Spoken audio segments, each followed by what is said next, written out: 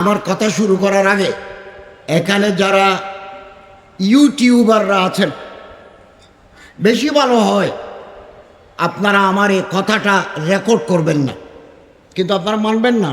It is your business. আপনারা ব্যবসা করবেন, তুলবেন, তারপরে মারাত্মক হেডিং করে দিবেন ব্যবসা চালু রাখার জন্য। যেটা আমি বলি নাই ওইটাকে একটা হাইলাইট করে দিলেন, তা আমাকে তো জবাব দিতে হবে। আমি তো সরকারের ভিতরে, আমার তো অনেক নিয়ম কানুন মেনে চলতে হয়।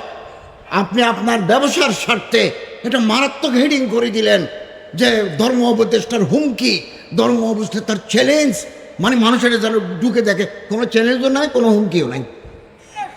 এগুলো করবেন না, আমাকেও বিপদে ফেলবেন না, আপনারাও বিপদে পড়বেন না। এগুলোর জন্য দেশে আইন আছে, সাইবার সিকিউরিটি ল আছে। You will be in trouble. আর যদি ভালো মতে রেকর্ড করে প্রচার চালাতে চান, আমার কোনো আপত্তি নাই, কিন্তু ব্যবসায়িক স্বার্থে আজে বাজে হেডিং দিই বিব্রত করলে আমি বিব্রত হব, আপনিও বিব্রত হবেন।